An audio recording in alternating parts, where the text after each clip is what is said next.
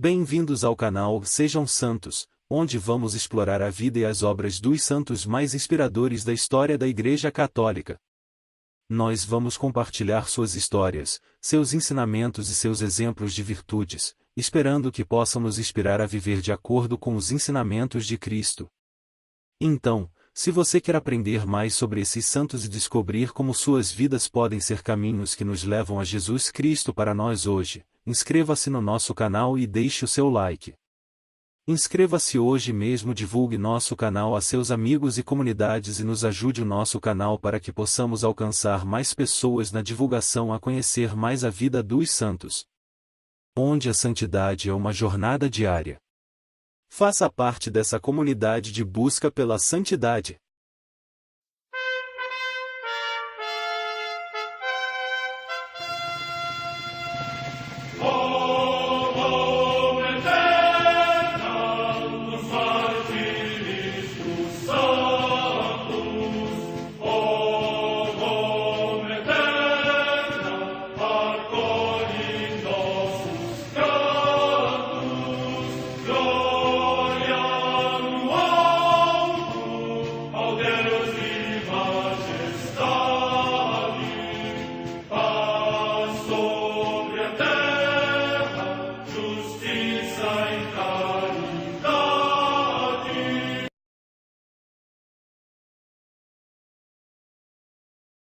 Ler a vida dos santos desperta em nós o desejo de seguir a Cristo. Através de suas vidas podemos aprender as virtudes, a sabedoria e o amor de Deus. Cada santo nos oferece um modelo de vida a ser imitado, como diz São Paulo na carta aos Hebreus, capítulo 12, versículo 1. Estamos rodeados por uma nuvem de testemunhas. A Igreja foi fundada por nosso Senhor Jesus Cristo não apenas como uma instituição, mas uma autêntica família. Os santos mártires, confessores, doutores, as virgens, os santos pastores e todos os demais santos são realmente nossos irmãos que nos precederam no caminho da fé e já estão no céu, para onde também iremos nós, pela graça de Deus. Portanto, sede santos, assim como o vosso Pai Celeste é santo. Mateus capítulo 5, versículo 48. Hoje, dia 3 de setembro, celebra a Igreja a vida desse grande santo, São Gregório Magno. A Santa Madre Igreja celebra também nesse dia os santos. Comemoração de Santa Febe, serva do Senhor entre os fiéis de Cêncreas, na atual Grécia, que auxiliou muito São Paulo, como ele confirma na Epístola aos Romanos. Em Nicomédia, na Bitínia, hoje Smith, na Turquia, Santa Basilissa, Virgem e Mártir. Morte no século IV. Em Córdova, na Espanha Bética, São Sandálio, mártir, morte no século IV. Em Toul, na Gália Bélgica, atualmente na França, São Mansueto, primeiro bispo desta cidade. Morte no século IV. No Monte Titano, próximo de Rímini, no território que hoje na Península Itálica tem o seu nome, São Marino, diácono e anacoreta, que, segundo consta, conduziu o povo ainda pagão à luz do Evangelho e à liberdade de Cristo. Morte entre o século IV v. Na Irlanda, São Macanísio, bispo. Morte no ano 514. Em Milão, na Lombardia, região da Itália, Santo Alchano, bispo. Morte no ano 589. Em Montesarchio, na Campânia, também na Itália, São Vitaliano, bispo. Morte entre os séculos VII e VIII. No mosteiro de Stavelot, no Brabante, atualmente na Bélgica, São Rimágilo, bispo e abade, que, depois de ter vivido no mosteiro de Solignac, fundou os mosteiros de Stavelot e de Malmedy, no ermo da Floresta das Ardenas. Morte no ano 679. Na ilha de Lérins, na Provença, atualmente na França, Santo Aigulfo, abade, e companheiros monges, que, segundo a tradição, sofreram o martírio numa incursão dos sarracenos. Morte no ano 675. Em Sées, na Neustria, também na actual França, São Crodogango ou Crodegango, bispo e mártir. Morte no século VIII. No território de Astino, na Lombardia, região da Itália, o beato Guala, bispo de Brescia, da Ordem dos Pregadores, que, no tempo do imperador Frederico II, trabalhou com muito empenho e prudência pela paz da Igreja e da sociedade civil e finalmente foi condenado ao exílio. Morte no ano 1244. Em Nagasaki, no Japão, os beatos Bartolomeu Gutierrez, presbítero da Ordem dos Eremitas de Santo Agostinho, e 5 companheiros mártires, que, em ódio à fé cristã, foram imersos em águas sulfúreas a ferver e depois lançados ao fogo. São estes os seus nomes: presbíteros Vicente Carvalho e Francisco Torres, da Ordem dos Eremitas de Santo Agostinho, Antônio Ishida, da Companhia de Jesus, Jerônimo Jô, Gabriel da Madalena, religioso da Ordem dos Frades Menores. Morte no ano 1632. Em Piacenza, na Emília-Romanha, região da Itália, a beata Brígida de Jesus Morello, que, ficando viúva, se consagrou ao Senhor, dedicando-se à penitência e a muitas obras de caridade e, para a formação cristã da juventude feminina, fundou a Congregação das Irmãs Ursulinas de Maria Imaculada. Morte no ano 1679. Também em Paris, no mesmo dia e ano, os beatos mártires João Batista Botex, Miguel Maria Francisco de Lagardete e Francisco Jacinto Lelivec de Trésorin, que, durante a mesma perseguição, morreram por Cristo no cárcere La Force. Morte no ano 1792. Em Seul, na Coreia, a paixão dos santos João Pacagaúja e 5 companheiras mártires, que, levados ao tribunal por serem cristãos, suportaram cruéis suplícios e por fim foram degolados. São estes os seus nomes: Maria Pac Quinhage Rui San, irmã de Santa Lúcia Pac Rui San, Bárbara Con Rui, irmã de Santo Agostinho e Icaon, Bárbara Yishong Rui, Maria Ion Rui, esposa de São Damião Namyong Yog, Inês Kim Iljo. Morte no ano 1839. Papa São Gregório Magno. No fim do século VI, Roma desabava no caos e com ela agonizava toda uma civilização. Os rumos da história mudavam drasticamente quando um monge beneditino foi escolhido Papa. Era Gregório I, a quem a história qualificou de o Magno. Como as furiosas e ritmadas ondas de um mar borrascoso irrompem com violência sobre as areias da praia, sucessivas hordas de invasores assolaram, durante mais de 150 anos, a península italiana. Em 410, os visigodos do rei Alarico I, após devastar vilas e campos, chegaram até Roma, cujas muralhas tinham 800 anos sem avistar um exército estrangeiro. E a esplendorosa e já decadente cidade das 7 colinas foi saqueada durante 3 dias. Em vão o Papa Leão Magno tentou deter os vândalos que sulcavam impunemente, em rápidas naves, o mar Mediterrâneo.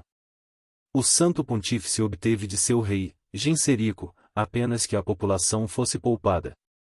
Mas durante 2 trágicas semanas do ano 455, Roma foi minuciosamente pilhada por esses terríveis bárbaros. Em 472, o suevo Ricimeiro, apoiado pelos burgúndios, sitiou a capital do império, onde tentou resistir um dos últimos soberanos latinos, e Antêmio, mera sombra de autoridade num mundo cada vez mais convulsionado. No dia 11 de julho, a velha urbe foi, pelas tropas do caudilho suevo, saqueada mais uma vez. Como consequência de intrigas políticas, Rômulo Augustulo, um jovem de 13 anos, foi proclamado soberano de um império que já não mais existia. Menos de um ano durou essa triste comédia. Em 476, Odoacro, a cabeça de várias tribos de germanos, ocupou aquelas terras onde tremia e chorava de medo o último dos imperadores de Roma. Uma nova horda de invasores submergiu a península no ano de 489 e os ostrogodos. Quiçá 200.000 homens, calculam os historiadores. Em poucos anos, eliminaram os ocupantes da véspera, tornaram-se os donos da Itália e seu rei Teodorico entrou triunfalmente na cidade dos antigos Césares. Após a morte deste grande chefe, em 526, a península italiana transformou-se durante mais de 2 décadas num imenso campo de batalha onde godos e bizantinos entrechocavam-se ferozmente, disputando palmo a palmo aquela terra ensanguentada. Várias vezes a cidade eterna foi sitiada e conquistada.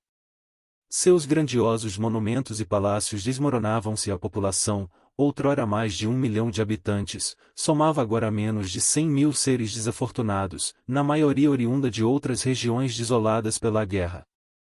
Finalmente, Belisário e Narses, geniais comandantes do exército bizantino, cujo imperador Justiniano reinava na distante e despreocupada Constantinopla, exterminaram o povo dos ostrogodos. Um capítulo trágico parecia concluído e o futuro despontava sereno no horizonte dos romanos sobreviventes.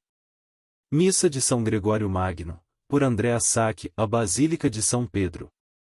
A catástrofe. Mas o pior estava ainda por acontecer. O sonho da restauração de um passado grandioso evaporou-se no incêndio de uma nova convulsão social. Como uma avalanche incontenível, em 568, desembocaram no norte da Itália 100.000 guerreiros seguidos por mais de 500.000 anciãos, mulheres e crianças, os lombardos. Esse povo bárbaro, de religião ariana, logo revelou ser um dos mais cruéis e sanguinários invasores que até então haviam penetrado na Europa Ocidental. À sua chegada, a Itália conservava ainda a forma romana nas suas cidades. Mas quando passavam os lombardos com os seus exércitos, desapareciam até os últimos vestígios da organização romana do município. Testemunhas desses acontecimentos narram que as igrejas eram saqueadas, os sacerdotes assassinados, as cidades destruídas e mortos os seus habitantes. 2 Seu método de conquista consistia na violência e no terror, e para afirmarem-se de modo definitivo naquelas terras, eliminavam metodicamente as elites latinas e o resto de aristocracia ainda subsistentes. Todo o norte da Itália foi conquistado e para Roma corriam os sobreviventes, fugindo dos horrores que acompanhavam a ocupação lombarda. À luz da esperança. Outono de 589. Chuvas torrenciais abateram-se sobre a Itália. Os campos ficaram alagados, perderam-se as colheitas e quase todos os rios transbordaram, destruindo pontes e inundando muitas vilas e cidades. Em Roma, o manso Tibre tornou-se uma torrente impetuosa. Saindo de seu leito e atingindo um nível jamais visto, as águas devastaram a cidade e submergiram no lodo seus bairros menos elevados. O inverno e o novo ano chegaram, e a chuva não cessava de cair. A catástrofe atingiu então proporções apocalípticas, na destruição e a fome acrescentou-se uma epidemia de peste bubônica que se alastrou rapidamente, dizimando a população. Roma agonizava, e muitos se perguntavam se não haveria chegado já o fim do mundo. No auge do drama, atingido pela peste em seu palácio de Latrão, faleceu o Papa Pelágio II. Sentindo-se desamparados no meio da borrasca, os olhos de todos voltaram-se para a única luz do mundo, e as igrejas acorriam dia e noite os sobreviventes, implorando um raio da luz divina para dissipar as angústias e incertezas que obscureciam o horizonte. Com efeito, ensina-nos o Papa Bento XVI, a vida é como uma viagem no mar da história, com frequência nevoado e tempestuoso, uma viagem na qual perscrutamos os astros que nos indicam a rota. Certamente, Jesus Cristo é a luz por antonomasia, o sol erguido sobre todas as trevas da história. Mas para chegar até ele precisamos também de luzes vizinhas, de pessoas que dão luz, recebida da luz dele. 3. Assim, os romanos do final do século VI perceberam, admirados, que a luz divina já brilhava para eles num límpido espelho. Então o clero, o senado e todo o povo aclamaram a uma só voz: Gregório Papa. Era Gregório a luz da esperança 4 que refulgia naquele ocaso de uma civilização. No local do antigo mosteiro beneditino erigido por São Gregório Magno atualmente se encontra a igreja de São Gregório ao Célio. Primeiros anos. Vox Populi, Vox Dei. Gregório foi, sem dúvida, o varão providencial, escolhido por Deus para governar a igreja naqueles tempos difíceis e decisivos. Viera à luz no ano de 540, numa nobre e antiga família romana, profundamente católica e com longa história de fidelidade à cátedra de São Pedro. Eram seus pais o senador Gordiano, que no fim da vida entraria no estado eclesiástico, e Sílvia, dama conhecida por sua piedade e generosidade, que terminaria seus dias retirada do mundo e consagrada ao Senhor. Ambos, e duas tias de Gregório, Tarsila e Emiliana, são venerados como santos. A mansão familiar erguia-se num dos lados do Monte Célio, lugar privilegiado no centro da Roma antiga. Do alto de suas janelas, que dominavam a Via Triunfalis, podia Gregório avistar à direita o majestoso Arco de Constantino, que se erguia diante do Anfiteatro Flávio, do Coliseu e, à esquerda, o já muito deteriorado Circo Máximo. À frente, do outro lado da avenida, elevava-se, abandonada, a imensa mole do conjunto dos palácios do Palatino, semi-destruídos pelos tremores de terra, os incêndios e os saqueios dos bárbaros. A visão desse triste e monumental cenário não pôde ter deixado de despertar na alma romana de Gregório a esperança de uma futura restauração da grandeza perdida. Entretanto, ao longo de sua infância e juventude, assistiu a acontecimentos que marcariam profundamente sua vida em sentido contrário.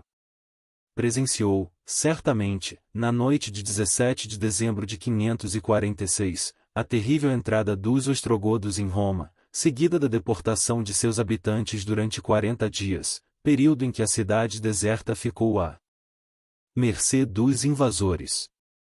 E quiçá contemplou, desolado, as muralhas da urbe arrasadas por ordem de Totila, o rei dos bárbaros. Nesse contraste entre a piedade do ambiente doméstico, solidamente arraigado nas tradições romanas, e a instabilidade de um mundo novo que surgia na violência, transcorreram os primeiros anos da existência de Gregório. Longa preparação. Após o aniquilamento dos ostrogodos pelo exército do imperador Justiniano, durante vários anos reinou na Itália uma relativa paz que permitiu a Gregório, seguindo a tradição familiar, cursar a carreira jurídica. Sua aguda inteligência e incomum capacidade organizativa destacaram-no rapidamente nos meios cultos da época, e sua reputação aumentava com o passar dos anos.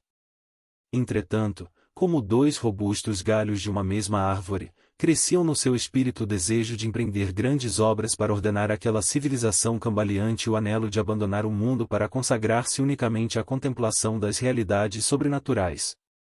Quando contava pouco mais de 30 anos, foi nomeado prefeito de Roma, um dos mais altos cargos do governo da cidade. Desempenhou essa função com superior habilidade, enfrentando dificuldades de toda a ordem, criadas pelo drama da invasão dos lombardos. Contudo, em meio das mais absorventes ocupações, ressoava sempre na sua alma o chamado a uma vida contemplativa, por longo tempo diferia a graça da conversão, ou seja, da profissão religiosa, e, ainda após ter sentido a inspiração de um desejo celeste, eu acreditava ser melhor conservar o hábito secular. Neste período manifestava-se em mim no amor à eternidade, aquilo que eu devia procurar, mas as ocupações assumidas acorrentavam-me confessava ele, anos depois, numa carta dirigida a São Leandro de Sevilha. Em 575, concluiu-se o tempo prescrito e Gregório, aliviado, deixou o mais prestigioso cargo da cidade. 3 anos transcorridos procurando solucionar casos e situações irremediáveis, convenceram-no da inutilidade de qualquer esforço humano para salvar aquela civilização, sim, a grandeza temporal da urbe dos Césares havia naufragado. E esperar, só em Deus. A graça operou então a definitiva conversão daquela alma feita para voar nos horizontes infinitos da fé. Gregório, monge. Junto com as esperanças terrenas, Gregório deixou para sempre a púrpura do patriciado e revestiu-se das insígnias de uma nobreza mais alta, o hábito monacal. Mas, ao invés de abandonar a conturbada Roma e partir para algum claustro distante, transformou o palácio senatorial do Monte Célio em mosteiro beneditino, sob a invocação de Santo André. Entregando o governo da casa a um experimentado abade chamado Valêncio, começou como humilde súdito sua vida religiosa. Foram os anos mais felizes de sua existência. Nesse período, pôde Gregório saciar os seus anelos de isolamento, e abundantes graças místicas de contemplação lhe foram concedidas. Com indizíveis saudades, escreveu décadas depois, quando vivia no mosteiro, podia ter, de modo quase contínuo, a mente fixa na oração. 6. Na igreja de São Gregório ao Célio em Roma, pode-se visitar o trono utilizado pelo Santo Papa. Há luz sobre o candeeiro. Entretanto, não se acende uma luz para colocá-la debaixo do alqueire, mas sim para ser posta sobre o candeeiro. Mt 5, 15. A sabedoria divina ia lentamente preparando esse varão incomum, por vias não imaginadas por ele, para ser uma verdadeira luz do mundo a brilhar no firmamento da Igreja e da civilização cristã.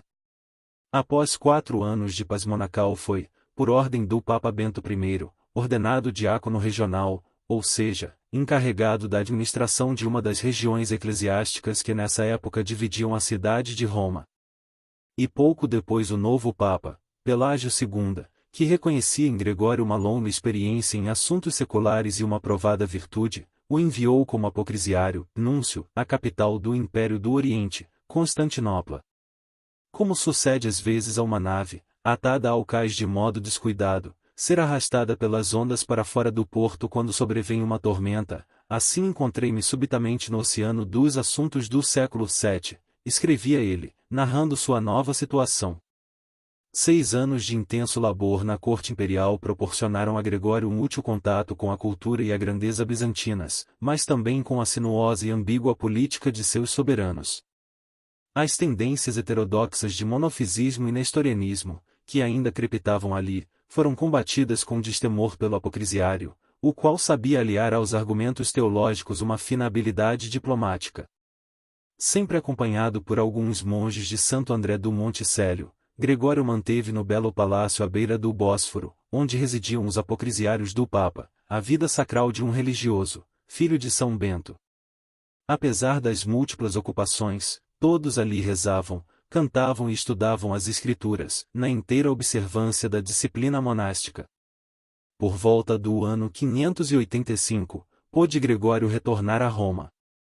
Seu maior desejo era retirar-se definitivamente do mundo e enclausurar-se em seu amado mosteiro de Santo André. Porém, os deveres do apostolado e a voz da obediência o chamaram mais uma vez para outros caminhos. Uma antiga tradição refere que certo dia, caminhando pelas ruas da cidade, ele deparou-se com um grupo de jovens escravos anglos, provindos da longínqua Britânia.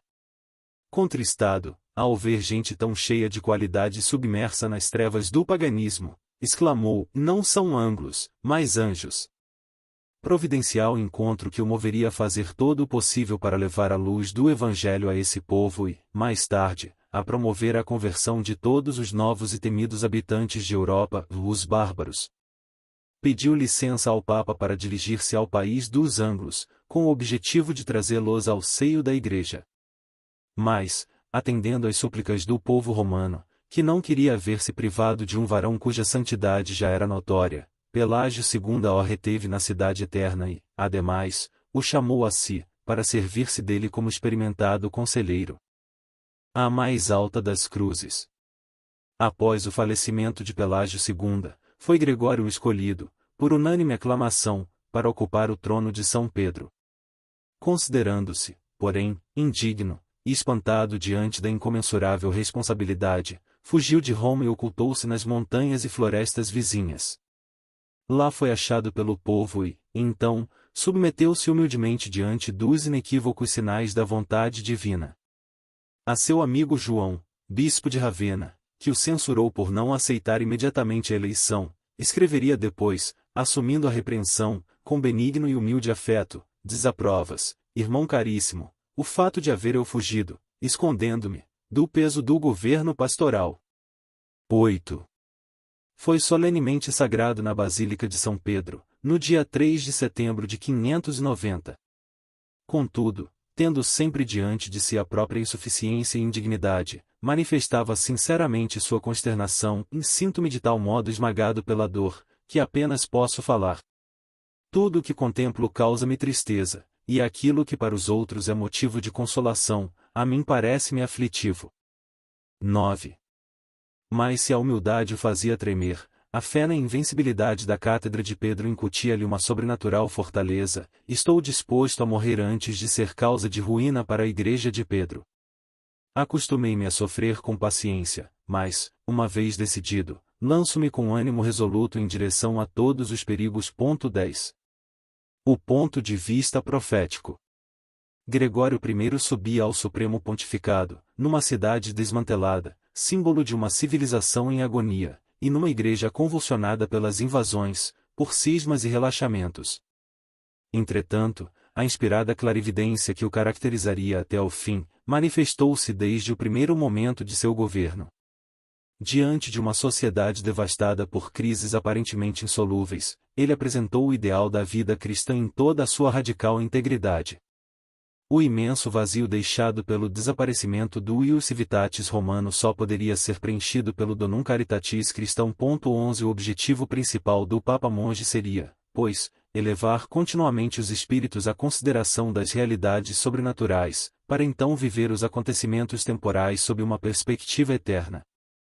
Esse programa, ele o deixou bem delineado na sua primeira homilia ao povo romano, no segundo domingo do Advento de 590.12.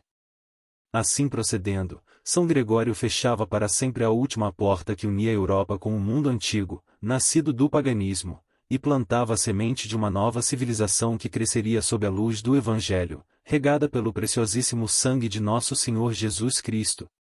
Pastor das almas. Durante os primeiros anos de seu pontificado, a Península Italiana atravessava uma das piores fases do conflito lombardo. Assim descreveu São Gregório aqueles dias calamitosos: por todos os lados vemos luto e escutamos gemidos. As vilas foram destruídas, os castelos demolidos, os campos tornaram-se desertos, a terra está desolada e já não há quem a cultive, poucos habitantes ainda ocupam as cidades. Estamos contemplando a que extremo foi reduzida Roma, a mesma que outrora parecia ser a senhora do mundo. Muitas vezes quebrantada por dores imensas, pela desolação de seus cidadãos, pelos ataques de seus inimigos e as ruínas frequentes. Nela desapareceu todo o esplendor das glórias terrenas. Desprezemos com toda a alma este mundo quase extinto, e imitemos a conduta dos santos. 13. Abandonada quase totalmente pelos bizantinos, a antiga urbe foi 2 vezes sitiada pelos ferozes lombardos. Mas em ambas, graças à fortaleza e habilidade do novo Papa, o cerco foi levantado e eles se retiraram. Empenhado não na destruição, mas na conversão dos invasores, São Gregório assinou uma trégua com eles e procurou por todos os meios atraí-los à verdadeira fé. Depois de não poucas tentativas, foi possível, em graças ao fervor e à influência da princesa Teodolinda, filha do rei católico da Baviera e esposa do caudilho dos lombardos, e batizar o filho do casal e preparar assim a futura conversão de todo o povo. A sede de almas do sumo pontífice fez reflorescer para a Igreja todo o ocidente da Europa. Na Espanha, apoiou eficazmente São Leandro na difícil evangelização dos visigodos arianos. Quando, por fim, o monarca dessa nação abraçou a religião verdadeira, escreveu São Gregório, cheio de júbilo: não posso exprimir com palavras a alegria que sinto porque o glorioso rei Recaredo, nosso filho, aderiu à fé católica com sincera devoção. 14. A Gália mereceu especial atenção do Santo Papa. Travou ele boas relações com os soberanos francos, renovou o clero decadente simoníaco, ordenou a convocação de sínodos e procurou com energia pôr fim às cruéis práticas pagãs que ainda perduravam. Onde pôde São Gregório manifestar todo o seu ardor missionário, foi na conversão da Grã-Bretanha. Outrora província do Império, esta ilha tinha sido evangelizada já nos primórdios do cristianismo. Porém, invadida e dominada pelas tribos dos bárbaros anglos e saxões, a luz da fé quase se havia apagado. O pontífice não poupou esforços na conversão desse povo, estabeleceu uma casa de formação em Roma para os jovens anglo-saxões, conseguiu que um dos seus reis contraísse núpcias com uma princesa católica da França e, sobretudo, para lá enviou um grande número de missionários. Destacou-se entre eles Agostinho, que mais tarde seria arcebispo de Cantuária e que, segundo narram as crônicas, batizou mais de 10.000 neófitos no dia de Pentecostes de 597. Sem dúvida, a conversão deste povo constitui o episódio culminante da obra evangelizadora de São Gregório. Relicário com a mão esquerda de São Gregório Magno que se venera na Catedral de Cesena, Itália. Uma luz inextinguível. No ano de 604, Gregório, na paz dos justos, entregava a alma ao pastor dos pastores. Apesar de várias moléstias que lhe causavam sofrimentos terríveis, permaneceu firme e vigilante até ao fim. A sentinela de Israel partia, mas a luz por ele acendida, brilhará diante dos homens. Mt 5, 16, até a consumação dos séculos. Tudo nesse varão providencial fora grande, graças à sua humilde docilidade diante dos desígnios do Espírito Divino que governa a esposa de Cristo. Quando todo o mundo parecia desabar no caos, soube São Gregório confiar cegamente no triunfo da Santa Igreja e, pelo dom de sabedoria que o Espírito Santo lhe concederá, discernir novos rumos e metas para o povo de Deus. Pode-se afirmar, sem a menor dúvida, que pelo vastíssimo horizonte descortinado por seu olhar contemplativo passaram todos os problemas do tempo, e não houve obra que ele deixasse de empreender para alargar o reino de Cristo. A vida desse Papa admirável constitui um marco fundamental na história da Igreja. Publicou a Regra Pastoral, um verdadeiro manual de santidade para os pastores do rebanho do Senhor, reformou a liturgia, criando o estilo de canto que hoje leva seu nome, e fez do conjunto do seu pontificado o ponto de partida de uma nova civilização, inteiramente cristã. No entanto, seu único e ardente desejo era servir incondicionalmente, como simples escravo, a Jesus Cristo, o Rei Eterno. Por isso, enquanto do alto da cátedra de Pedro rege os destinos do mundo, não quis receber outro título senão o de servus servorum Dei, em servo dos servos de Deus. E a Santa Igreja, com maternal gratidão, uniu a grandeza ao nome do escravo, para todo sempre será ele chamado São Gregório, o Magno. São Gregório Magno, rogai por nós.